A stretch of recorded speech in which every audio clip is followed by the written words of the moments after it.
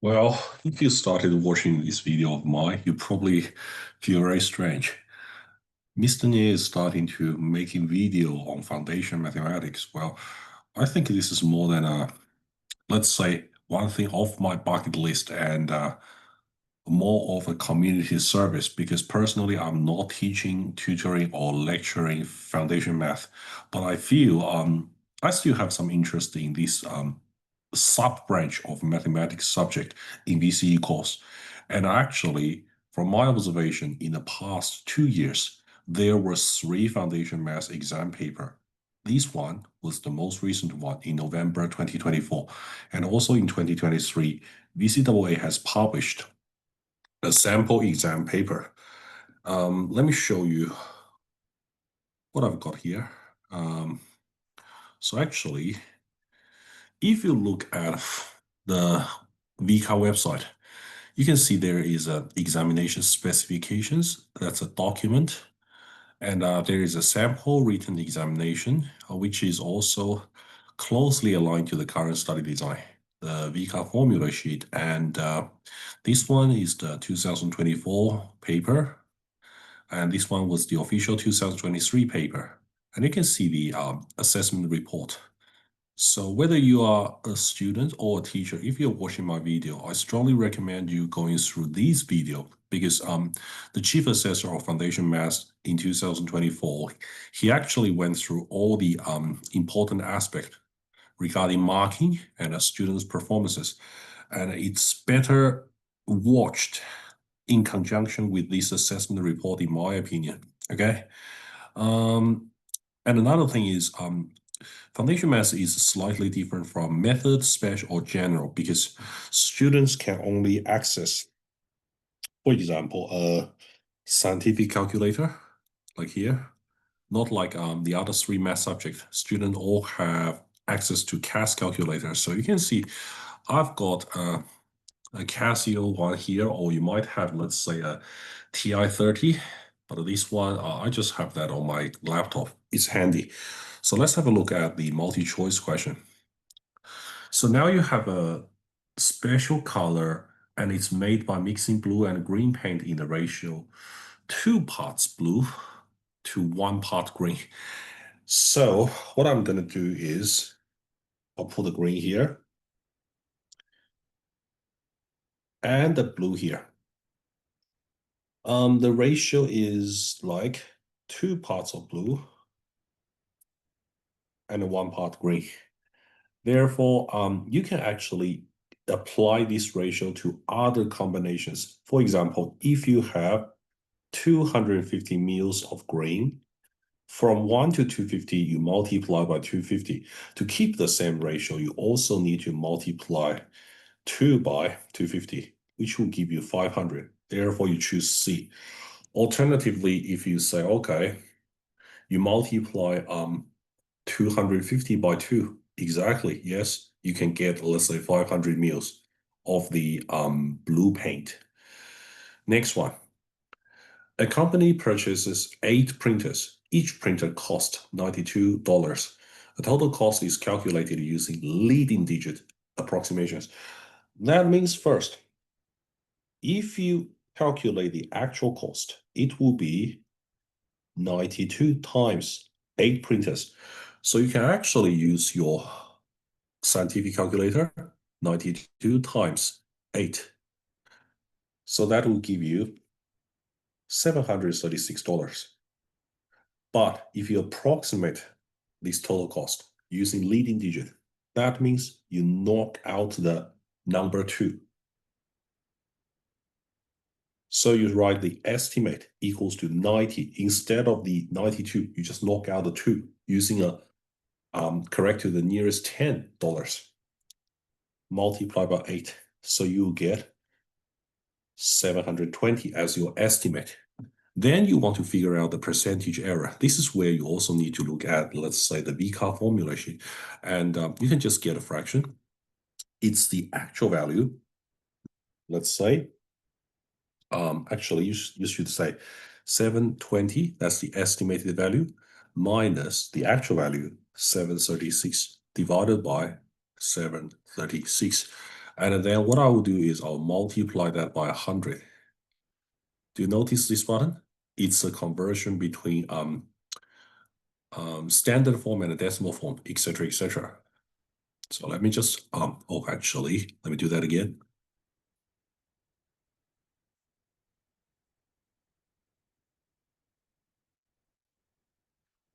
And then convert that to decimal places. This means minus 2.17. And then if you put an absolute value, it's just 2.17. So option A is correct.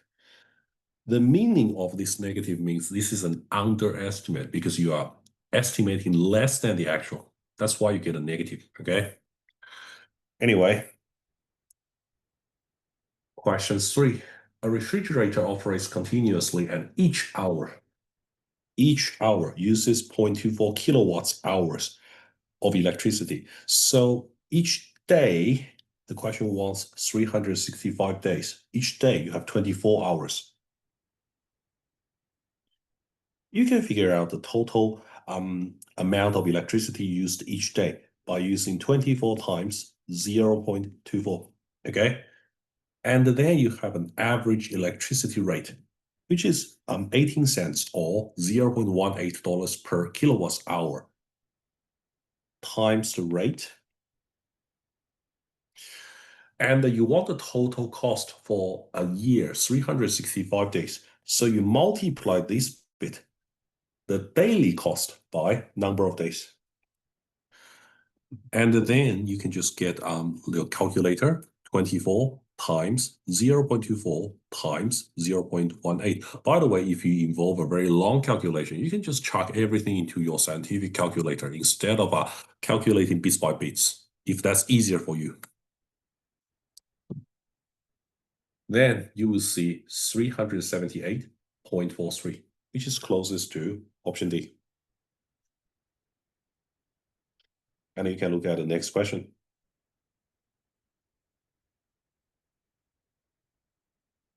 Another aspect of foundation math is it involves a lot of real-life practical scenarios or applications. So in these kind of applications, day-to-day applications, you need to make sure you use consistent units. Like this time, the weight is in grams. Like the italic letter here, the italic word here, weight, is a variable. It's in grams. A commonly used formula for calculating the cooking time in minutes is cooking time equals to 15 plus weight divided by 20. The weight needs to be in grams. The question provides you a weight of chicken is 1.6 kilograms. So you need to convert this number into the consistent unit with the question. And then you get a cooking time equals to 15 plus 1600 divided by 20. I don't think I need to use calculator for this one, but if you want to use calculator, you can just knock out this number.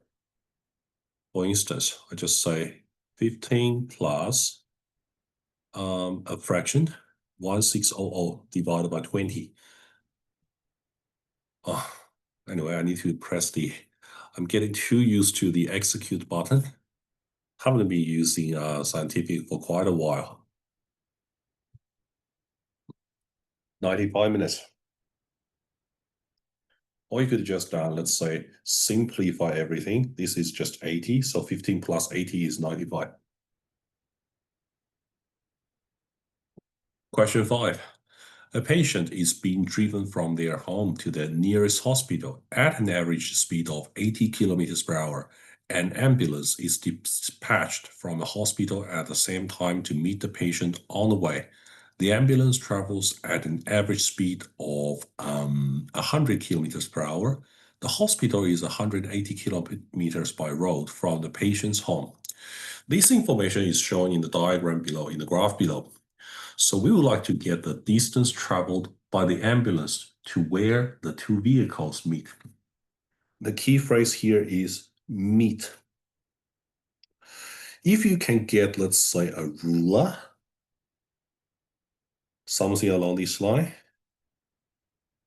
and then closely align the edge of the ruler like this, and extend the first line, also the second line. So for example, suppose I've got a pencil. I'm just extending that line here. So this is the distance time graph for the patient. Also, if I rotate the ruler a little bit,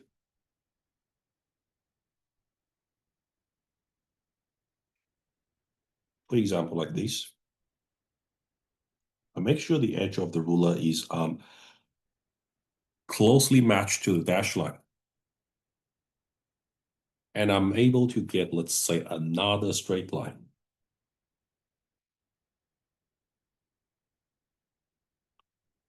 So roughly speaking, you'll be able to get a line like that.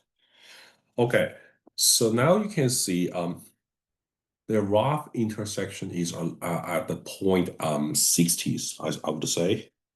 Maybe your solid line could be slightly marginally higher. So you can see where it is. So this is called solving a pair of simultaneous equations by graphical method. The next thing is you need to use your ruler.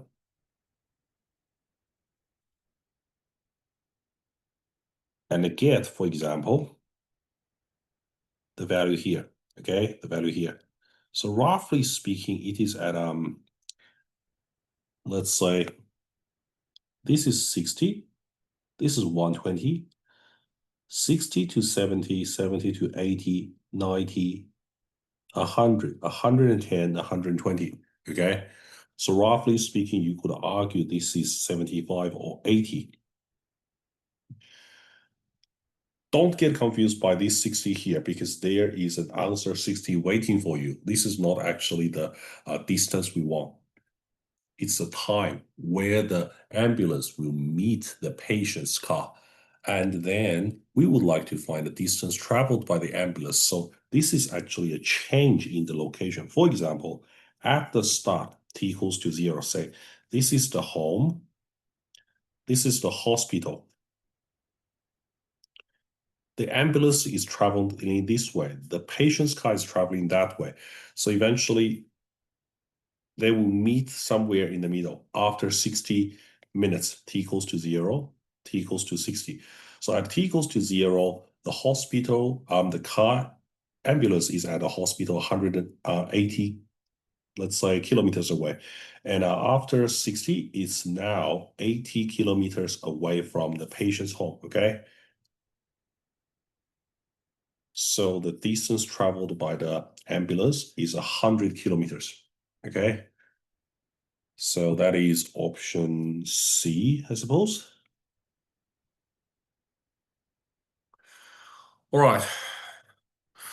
The following graph shows the proportion of the maximum daily recommended salt intake per person for a selection of foods. Ready-made beef ravioli, that's tasty.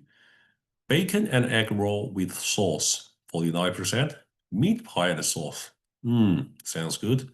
Chicken 2 minutes noodles, ham sandwich, salt and vinegar chips, 60 grams pack. Vegemite toast, 2 slices. Okay, now, notice the quantity mentioned. I would assume this ready-made beef ravioli is in packs, but it doesn't mention. Anyway, bacon and egg roll with sauce. Shall I assume this is for one bacon and egg roll with sauce? Let's say this is 1 meat pie. This is 1 pack. Anyway, 1 ham sandwich, 1 pack of chips, and 2 slices of Vegemite toast. So if I have 2 slices of Vegemite toast, that will occupy 20% of the salt intake for a person.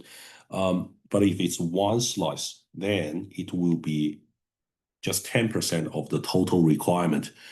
And a 60-gram pack, okay, so this is 1 60-gram pack, this is 1 60-gram pack. It will occupy 24%. A packet of chicken, 2 minutes noodles, so that is 47. And a bacon and an egg roll with sauce. That is very salty, 49%. Okay, On this particular day, the proportion of the person's salt intake exceeds the recommended maximum by a percentage. So actually, bear with me, I will bring this back. You can actually add up all these four numbers and compare with 100%. That is the maximum recommended amount. Let's clear everything. 10 plus 24 plus 47 plus 49. So it's 130%. And it's 30% above the 100. Therefore, option A. Okay. So when you look at these kind of questions, you need to be aware. Unit is very important. Like the indicated unit here is 2 slices for 20%. So 1 slice is for 10% of the total requirement. Let's move on. Okay, question 7. The radar diagram. 3 employees ABC apply for the same management position. They are rated from 1 to 10 on the following employability skills: critical thinking, teamwork, creativity, communication, and leadership. The graph shows the following result. So the solid line is A, the smallest dashed line is B, and the C is the wider dashed lines. So for this result, which one of the following statement is true? Okay. So for example, if you have, let's say, different colors, option A analyzes the critical thinking ranking. So critical thinking is here. Now, which one is employee B? This is employee B. So we're looking at this line here. And you can see he or she is actually not bad. This is like in the middle. So you can't say employee B has the lowest rating. So this is not right. The lowest for this criteria, it's actually A. And next one, employee C has the highest rating for teamwork. So let me just use a different color. Teamwork. Teamwork is for this bit. And we would like to look at a C. And actually, C is this slide here. Okay. So when you compare this one, C is the second place. A is the first place. And the lowest one, geez, it's dropping out again. So let me just bring it back. Okay, so actually we can't say option B is correct. No, the highest should be A, okay? And employees A and B both have the same rating for communication. Communication, let's use orange. Yes, we do have a intersection here, but that's for A and C, not A and B. So this is not true. And last one should be the correct answer. If you look at the criteria on leadership. Actually, yep, C has the higher rating for leadership than employees A and B, and A and B have the same rating, okay?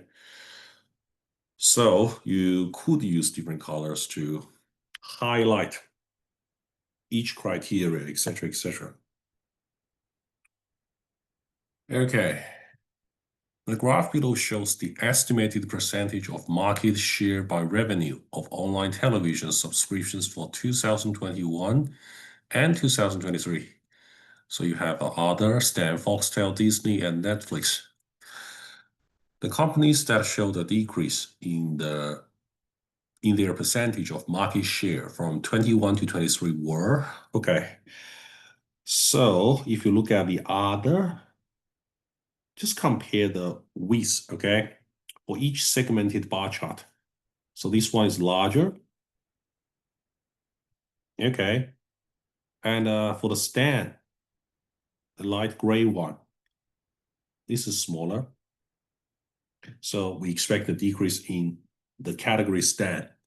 Foxtel, you can see before it's this wide, after it's that wide, so it's larger. No, Disney is larger. Apparently this is larger, see? And you can see apparently Netflix decreased quite a bit, but we don't need to figure out how much it has decreased. So Stan and Netflix. Option C. So just comparing the visual diagrams, you'll be able to get the correct answer. And make sure you recognize some key phrases like a decrease or increase when you compare the stats. Okay. The mean score of the fourth place basketball team in the 10-game season is 28. Fourth place basketball team, 10-game season, average is 28. The table below shows the points scored by the first place basketball team competing in the same 10-game season. So you got these values, and we want to figure out the difference between the mean score of the first place team and the mean score of the fourth place team. So you can actually add them up and divide it by 10 because they are total 10 scores. This is where I'll use my calculator. I believe you could use, let's say, a mode stat. And one variable, you can say 67, press enter, 25, press that, 19, press equal, 14, press equal, 38, press equal, 29, press equal, 27 equal, 39 equal sign. Now you've got 8 entries and 24, 54. Okay, I'll just get me 24, enter, 54, enter. Okay. So then if I try to use that, actually, sorry, let's get back to this one. Oh, it disappears.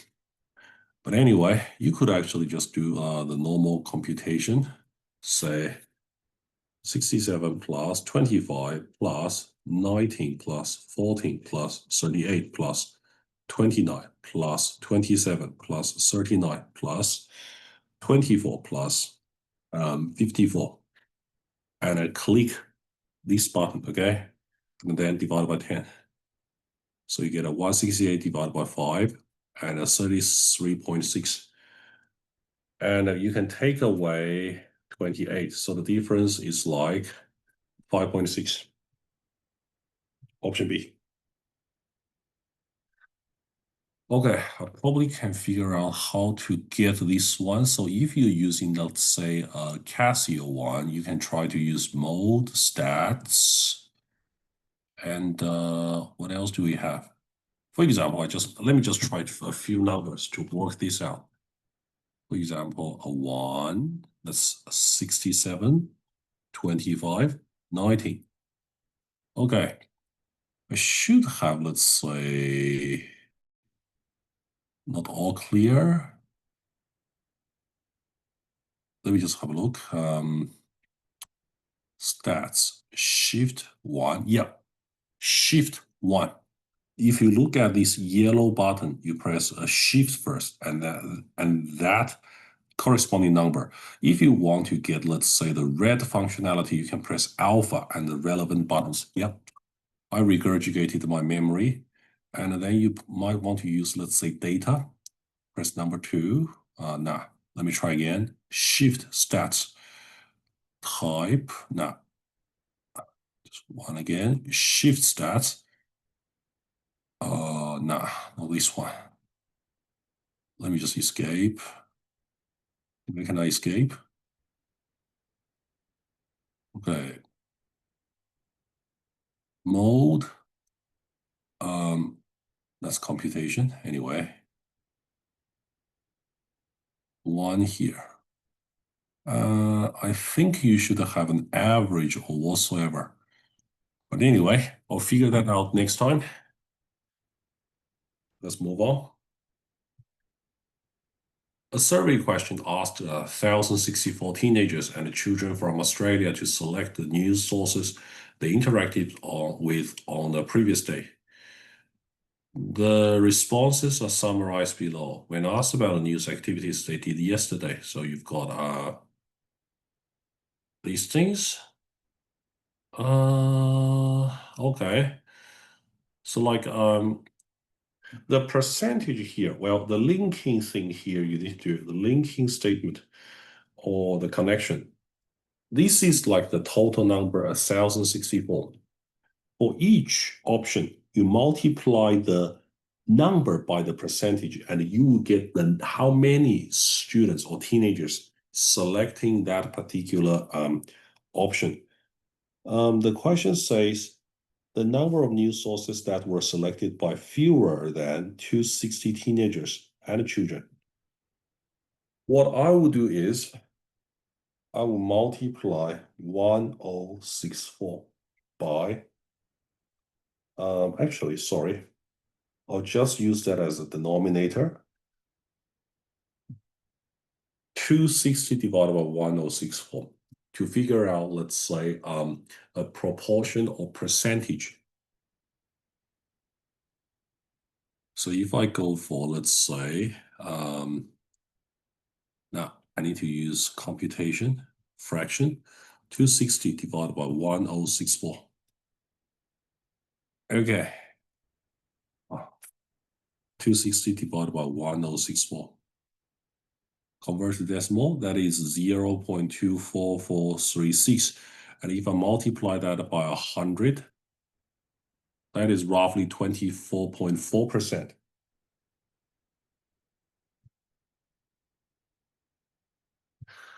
Any percentage lower than, let's say, 24.4% will be ticked. So this one is lower than 24.4, 17, and all the rest.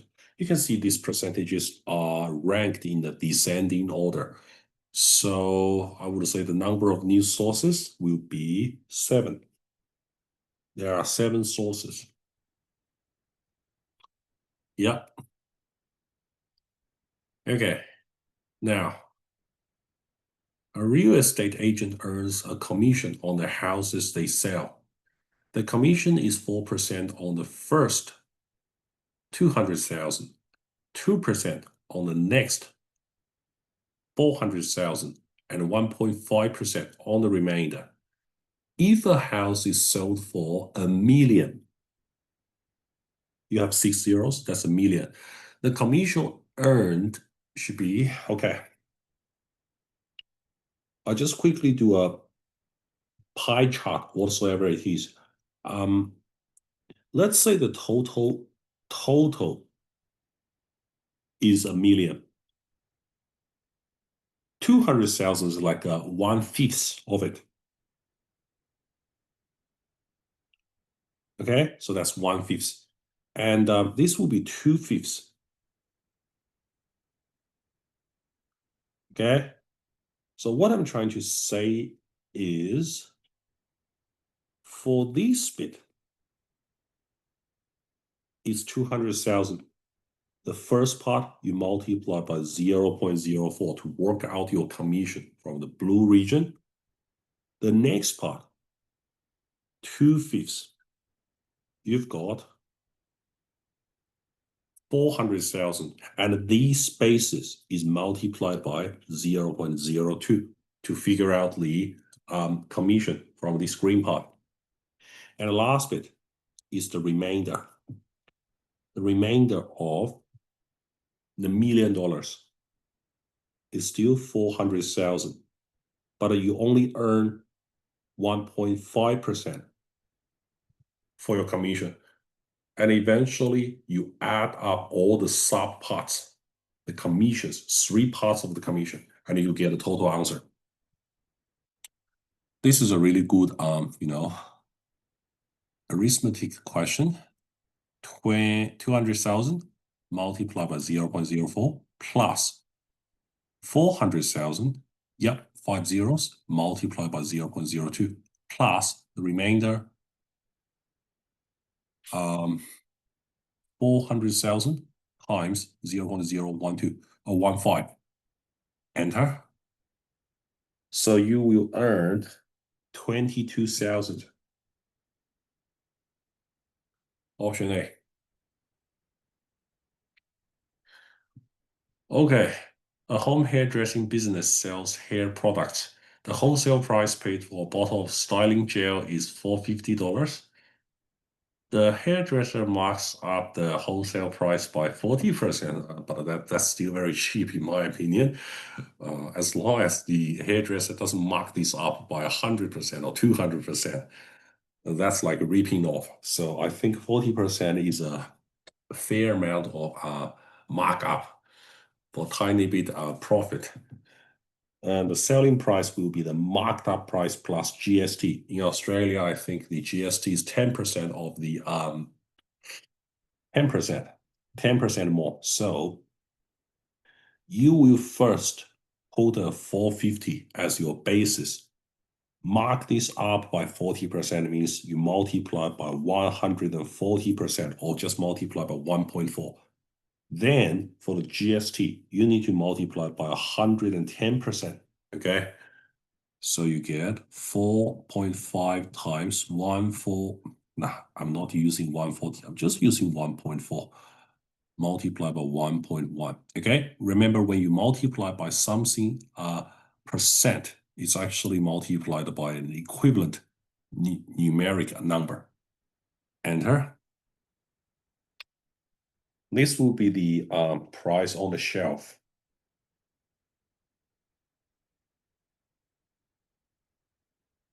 Okay, so that is question 12. Let's move on.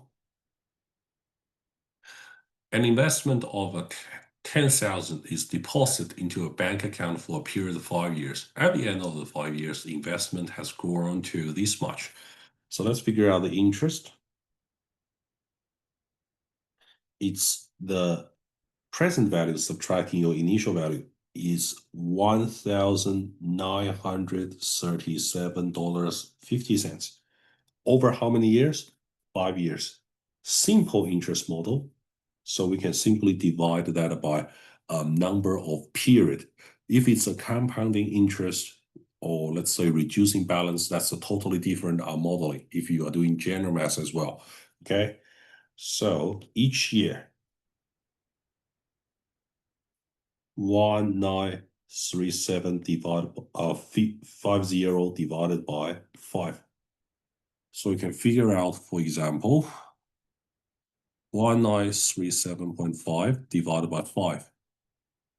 So that's how much interest you can earn. On average, each year you earn this much, $387.50. And we would like to find the interest rate per year. So we just use the yearly interest divided by the principal initial amount of investment. And you'll be able to get 0.03875. To convert that to percentage, you can actually multiply this by 100. So the annual interest rate is 3.875%, okay?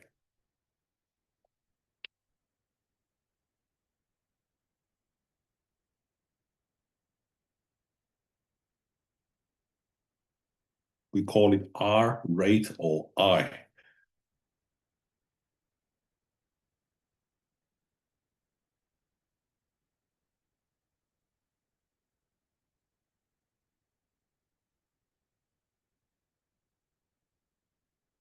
Okay, move on.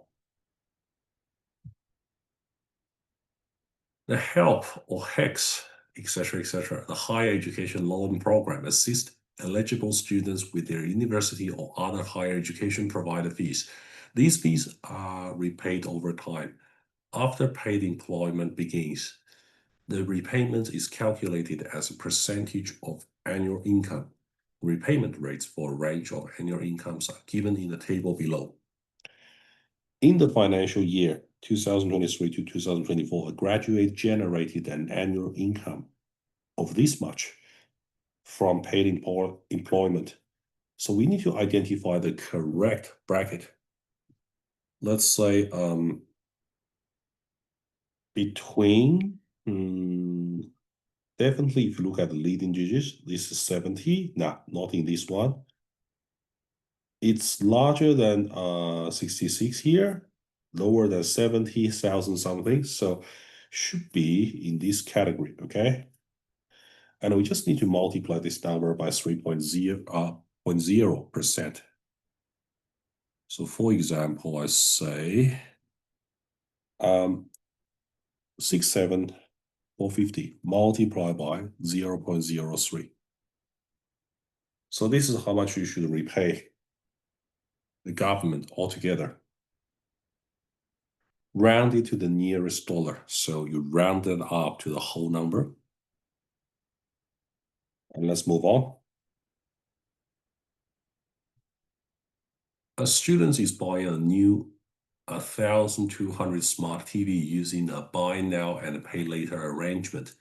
The payment schedule is pay $300 immediately when the smart TV is purchased. Make 3 more fortnightly payments of $300 each. The late fee payment conditions are an initial $10 late fee, a further $7 late fee every 7 days after the due date, a maximum of 68 in late fees, at which time the product is repossessed. Repossessed is like confiscated. Okay. If the student is 21 days late in meeting this payment schedule, the late fee will be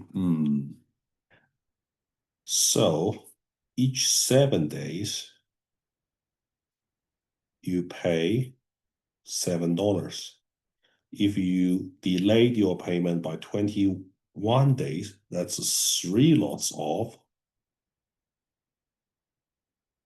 $7. So you will need to pay, let's say, $21, and also you need to pay the initial $10 late fee. So you have $31. By the way, you haven't reached the threshold of 68 maximum, okay? So therefore, you just need to pay $31 late fee altogether. Okay, it's not a very challenging problem. Let's move on. Question 16, for every 1,600 liters of water added to a pool, the water level rises by 4 centimeters. If the water level in the pool increased by 0.64 meter, okay, not consistent unit. So I would say this is 64 centimeters. We need to have, let's say, 64 divided by 4. That is a 16 increment, I would say. So each increment, you add in 1,600 liters of water. So totally, you need volume of water is 16 installments or 16 increments times 1,600.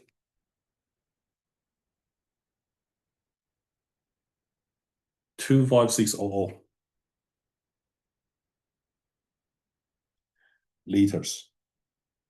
Okay. Option C. 4 more questions to go. A hex key, as shown in the diagram, is used to tighten bolts or screws that have an internal hexagonal recess.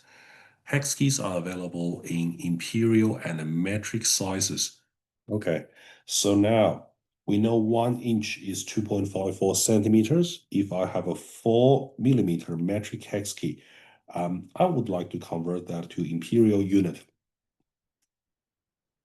Inch and centimeter. I don't know this thing, but I do know this is 0.40 centimeter. This is millimeter. This is centimeter. So all I need to figure out is this question mark here. I can figure out, let's say, a scale factor. We need to divide it by something here, okay? Or you can actually say this is an x, okay? So 1 over x equals to 2.54 divided by 0.40. If I flip both sides around, I'll be able to get x over 1 equals to 0.40 divided by 2.54. And I can just easily figure out, let's say, the x value here by evaluating the right-hand side. If you access your calculator, you can just press the fraction button, 0.4, the last zero can be omitted, divided by 2.54. And you just press this one. Actually, let me try to, I can actually get a 20 over 127, but there is no such number like 20 over 127. So you have two options then. One option is you try to figure out all the decimal version of these fractions, but that will be time consuming. Alternatively, just notice 127 is an odd number, 20 is an even number. So you try to get, let's say, what's the next even number in order to get a close estimation of this fraction. For example, if I try 20 over 128 instead of 20 over 127, let's try 20 over 128. It's actually closest to 5 over 32. Okay? So the idea is x equals to 20 over 127. 20 over 127 is very close to 20 over 128. And this converts to 5 over 32. So the problem is solved. So it's like 5 on 32 inches. Question 18, in my opinion, is a very straightforward tolerance or margin of error question. Well, in specialist maths, we use this phrase a lot as well. And the math method, margin of error. So in the middle, the biscuit packets are produced 200 grams of biscuits in each packet, and a tolerance of 4%. Tolerance is here and here. 4%, 4%. But a 4% of what? 4% of this thing. So 200 times 4%, that will be 800%. And that's an 8, okay? So we can go back by 8 grams. That's 192. The maximum is 200 plus 8. That's 208. So this is the minimum allowance. This is the maximum allowance. That's why we have 192 to 208 grams as a range of values. Okay, problem solved. Let's move on. Time zones in Australia are calibrated against coordinated universal time. When the time is 6:45 p.m. in Melbourne, the time in Perth is UTC plus 8, Melbourne is UTC plus 10. That means Perth is earlier than us, okay? So we move back. We move the clock back by 2 hours. Another similar idea is like in Queensland.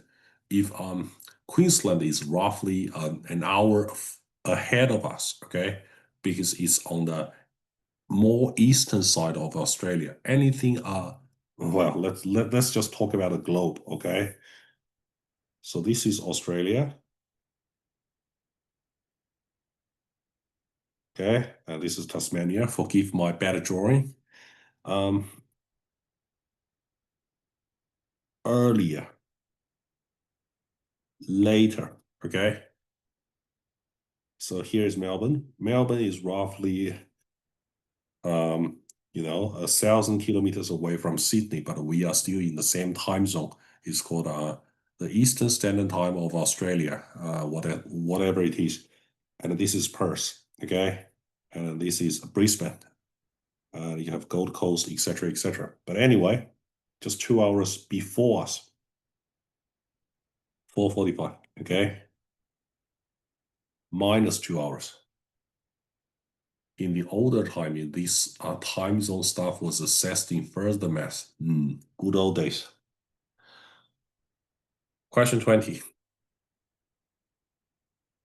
The regular hexagonal shape pattern shown in the diagram below will be used as a design for a rectangular table mat. The dimensions of the table mat are 38 centimeters times 28 centimeters. The shape has a side length of 4 centimeters and a vertical height of 6.92 centimeters. Total number of whole hexagons without cutting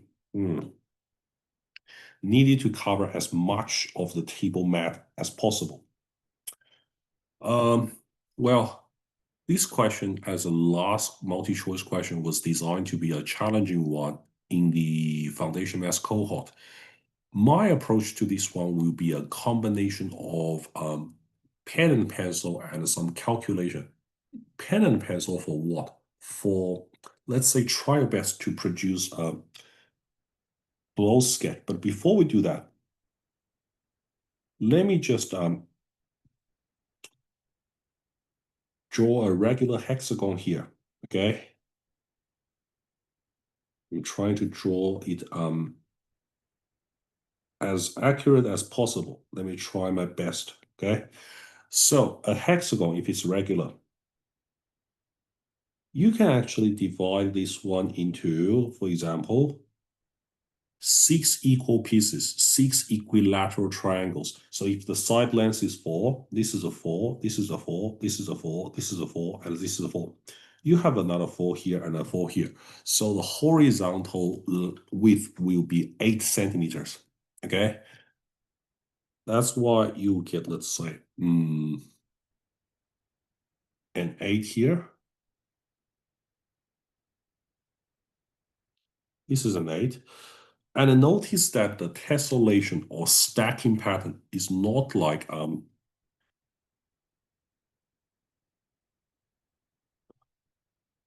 it's not like that, okay? It's actually like tessellated here. It's not like you just put the hexagons horizontally, you lay them along the same line. You actually put it here and put it here, leave some gap and put it here, and then you can put another hexagon here, closely tessellated to each other, okay? So I'm not using, let's say, an actual pen and paper. I'm using my iPad, but you can see what I'm trying to do. For example, I probably can just get, let's say, this is one hexagon. You can actually get, let's say, another one here, here, here, in this fashion. So if suppose they are closely stacked together, let's say this bit is like 8 centimeters, 4 centimeters, 4 centimeter like here, and another 8 centimeter, and a 4 centimeter. So that's a 12. Another 12, that's like a 24. And altogether we have 38. So it will be fair for us to, for example, let's say slot in another one. It will be okay for us to do that because let's say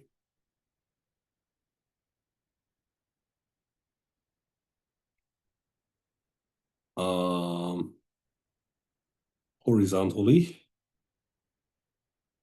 where is this? Let's say it's an 8, it's a 4, it's an 8, it's a 4, and this is an 8. Let's try. 12, and it's 30. Actually, sorry, this is 24 plus 8, 32. But the largest value is 38 here. So if I say I put in another 4 units here, this would be 2. Actually, I can say this is exactly, I would say.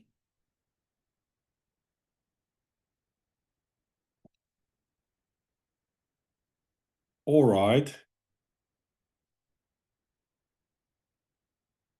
We will have a 38 centimeters exactly. Let's try the other tessellations.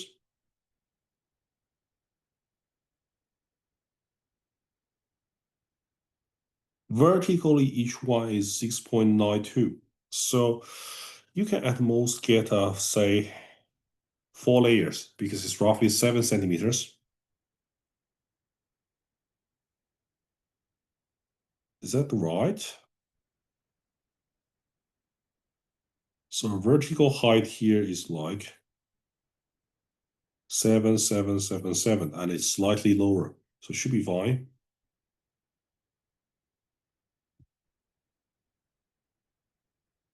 Let's put it here, here,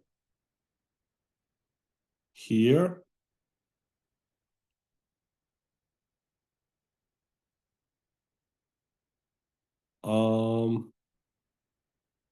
I should try to make sure I lay as many as possible.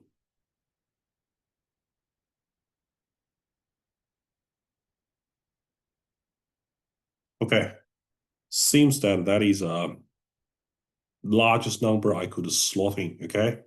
Okay.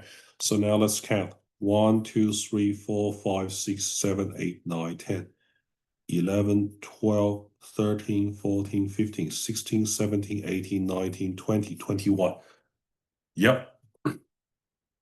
Okay, let me just properly explain what I'm doing here. So first of all,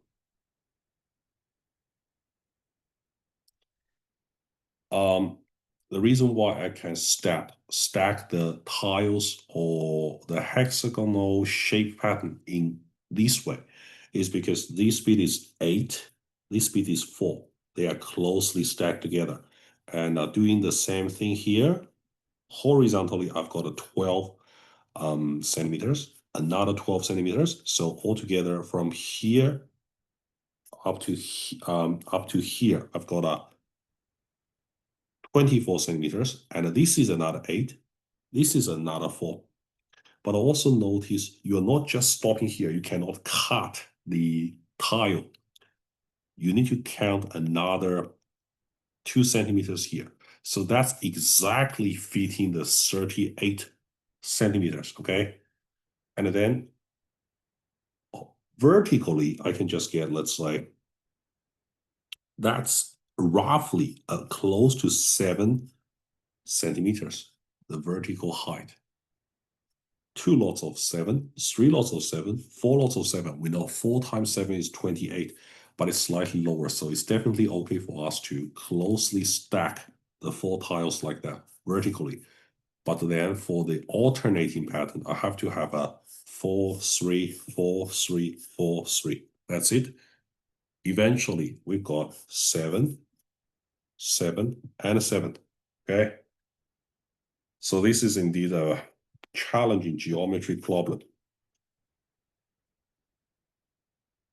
So foundation math doesn't necessarily mean this is a very easy paper. It does have some challenging questions, in my opinion, okay? Right. I'll try to get some questions down because it's quite late. I may split the videos into several parts. So let's see. Question 1, we have the bar chart here, segmented bar chart for the percentage of population living in and outside each capital city. Use the graph above to answer parts A and C. Identify the state or territory with the largest percentage of its population living in its capital city. So you can see we look at in capital city, the black part. Only the ACT has the longest or largest black part, 100%. So we say ACT, okay? And calculate the difference in the percentage of the state population living in the capital cities of Victoria and Tasmania. So if I look at Victoria and Tasmania in the capital city, Victoria is 76%, and Tasmania is 44%. So the difference equals to 76% minus 44%. That is 32%. Should be the answer. This one is very simple. And the third part for the Northern Territory NT, write the simplest ratio for the percentage of the population living in the capital city to the percentage not in the capital city. So it's NT, the ratio of in divided by ratio out. If the question was structured in this way, something A to B, it has to be A divided by B, not the other way around. So if you look at the published assessment guide, you will see that. So for the NT, we would like the inside divided by outside, so 60 over 40. So it will be 3 parts on 2 parts. If you write it like that, 3 to 2, that is also correct as a ratio. But you must make sure it's the simplest ratio, okay? All right, this one. The equation for population density is population density equals to estimated resident population divided by residential land area. Okay, so the population is 5 million and 207,145. Well, quite a large number. If the population density of Greater Melbourne is 521.5 persons per square kilometer, find the residential land area of Greater Melbourne. Round your answer to the nearest square kilometer. Okay, per square kilometer, nearest square kilometer, so the units were consistent. We need to use the rule above. This number here is the population density, so we write it here, 521.5 equals to a division. We write 5207145 divided by area, land area. And to find the area, we need to swap these two numbers around. For example, you can write something like this. So you need to use the resident population divided by population density to get the area. We just get a fraction, 5207145 divided by 521.5.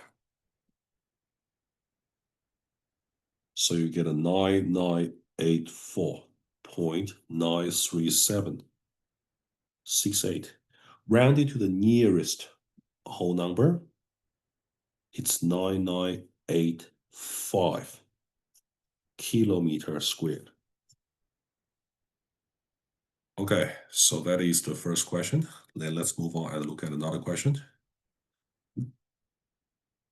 A famous singer is coming to Melbourne.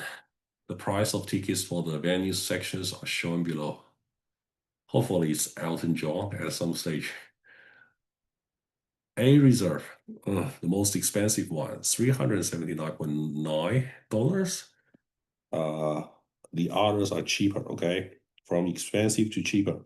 The maximum a customer would pay for the purchase of 3 tickets. So if I want to get the most expensive one, we just say 379.90 times 3 tickets. So you can actually get the calculator, say 379.9 times 3. You should get $1139.70. Okay, Tickets are authorized to be resold if the asking price is less than 10% above the original price. 2C reserve tickets are advertised to be resold for a total of $530. Show with calculation and a reasoning that this is not an authorized sale. Okay. So it's C reserve tickets, two of them, for a total of $530.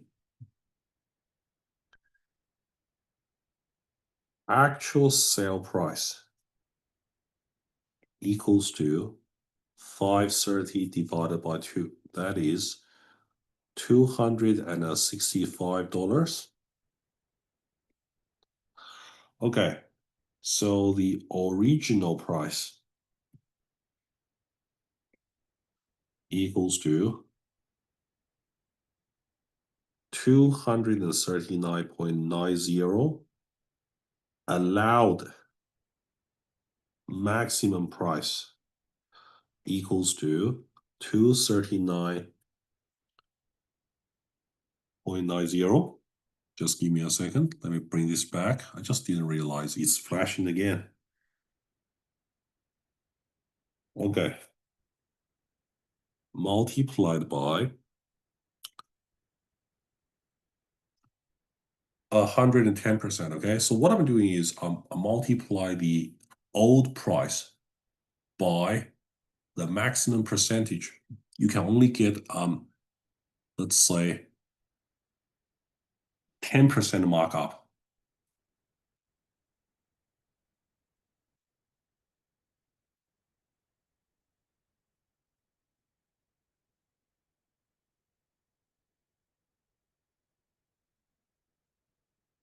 And this actual price is larger than the maximum allowed price. You say as 265.00 is larger than 263.89. This is not an authorized sale. Okay. It is important for you to outline a clear comparison as long as it's correct and reasonable. Okay.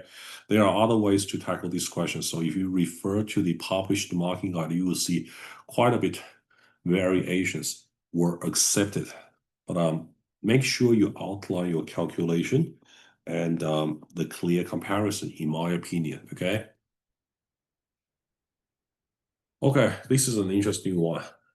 I'm trying to sit in a student's perspective or put myself in the student's shoes. How you gonna solve this problem? Because you don't have access to CAS calculator. What I will do is first, you could actually use some kind of year 8 or year 9 algebra.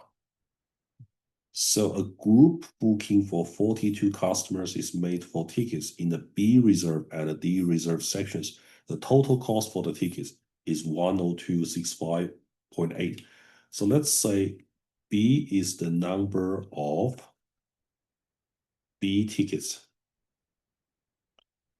D is the number of D tickets. So totally, if you add them up, it's 42.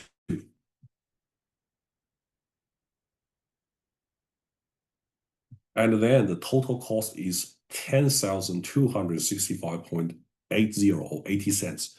Now you need to grab the ticket price. B is 309.90 each ticket.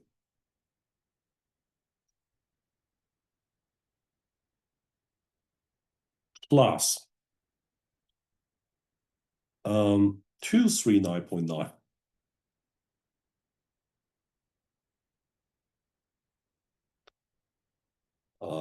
No, actually for D, sorry, I was looking at the wrong one. 199.9.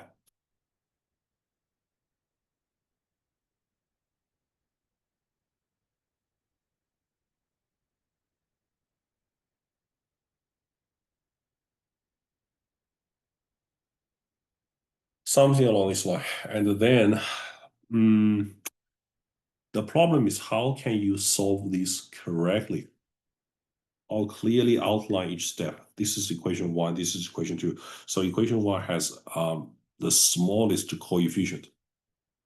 I'm going to multiply the first equation by 199.9, so I can match this term here. Then you get 199.9 plus 199.9 dog equals to 42 times 199.9. So actually, I'll use the calculator a little bit. Firstly, 42 times 199.9 is going to be 8395.8, something like that. And we just copy this down. So that is your third equation. And now because this term is aligned to that term, you can subtract the equations. When you subtract each part, make sure you match the term. And we know these two parts will cancel out, so you get 309.9b minus 199.9b equals to subtracting these two parts. So you can do 10265.8 subtracting 8395.8.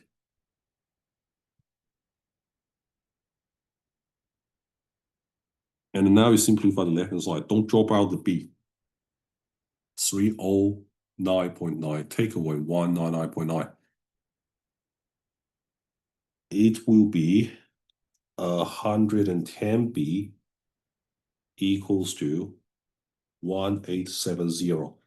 So therefore, b equals to 1870 divided by 110. 17 tickets.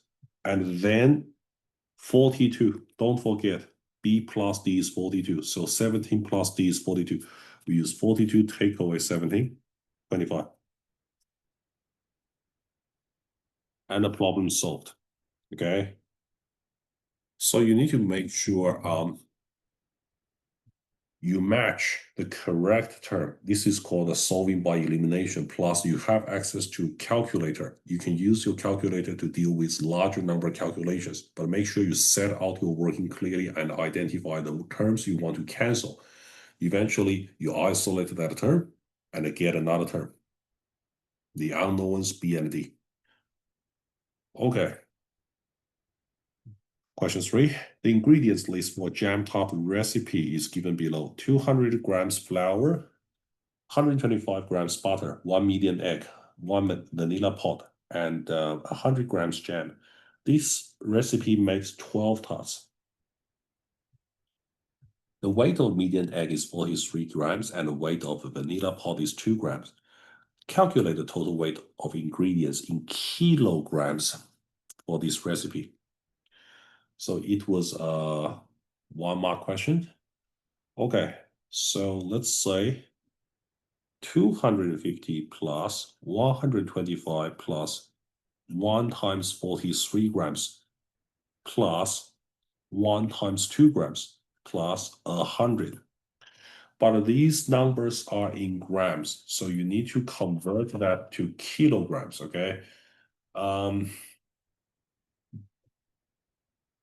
If you add them up, I believe the answer should be 250 plus 125, that's 375 plus 45 plus 100.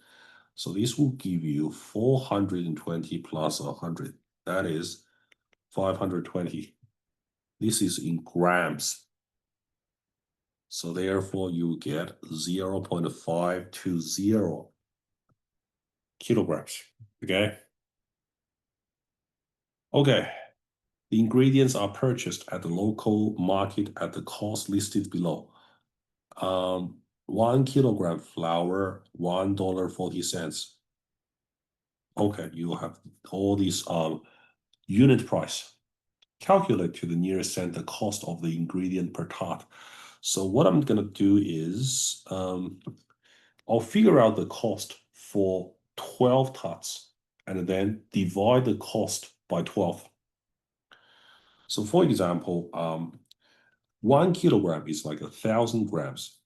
It takes 140. So to make 12 tots, I need, let's say, 250. So it's a quarter needed. Therefore, I would say 1.40 times 1 quarter. That's the cost for flour. Add 375, 125. So 375 is 3 times 125. Therefore, I would say 4.80 times 1/3. And 6 medium eggs is 540. Then 1 million egg is 540 times 1 out of 6. And 1 vanilla pot inevitably is 1 whole unit. So we have to add 1 times 3.20 plus 375 grams jam. I just need 100. So 100 divided by 375 times 280. Okay. So that is a calculation to sum up the cost. And I'm using this amount of money to buy the material to make 12 tots. And now the question wants the cost per tot. I just need to put 1 out of 12. Like divide the total number here by 12 to get the cost. Everything else, I just need to put that in the calculator. So for example, 1 out of 12 times, maybe I should put a bracket, 1.4 times a quarter. So 1 divided by 4. Actually, I'll just type fractions, 1/4 plus 4.8 times 1/3 plus 5.4 times 1 out of 6 plus 3.2. Don't need to multiply anything. Plus last fraction is 100/375 multiplied by 280. $2.80. And press enter. You should be able to get a 0.5663 something.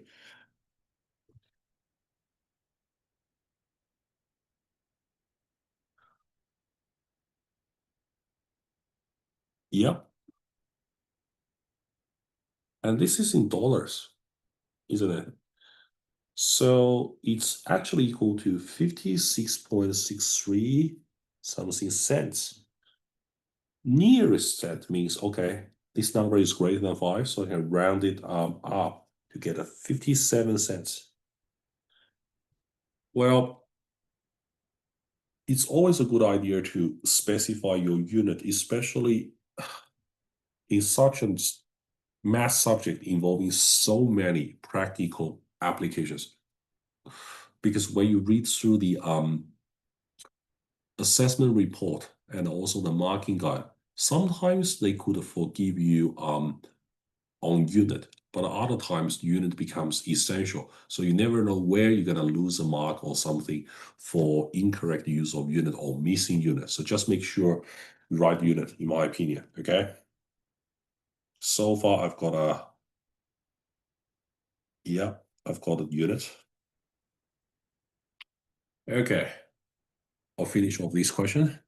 The median daily intake of fiber for boys and girls of different ages are listed in the table below: 1 to 3, 4 to 8, 9 to 13, 14 to 18, and nutrition. The nutrition component per 1 jam tot.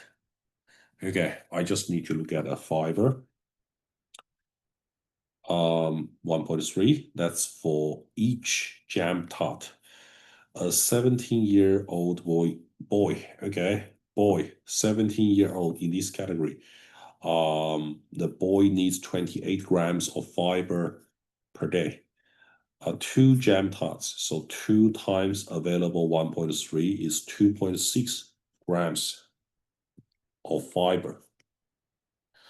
And I want to find the percentage of the median daily intake of fiber these represent.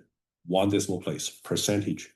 So I'm dividing 2.6 by 28 times 100%. Okay, 2.6 divided by 28 multiplied by 100. There we go. 9.2857. And the 1%, 0.1%, 1 decimal place. So I say 9.3%, nearest 0.1%. Okay. All right. Look, I probably will stop here and I'll break my working out in another video because this whole thing is just time consuming to explain everything really well. So I'll see you in another video. Okay? See you next time.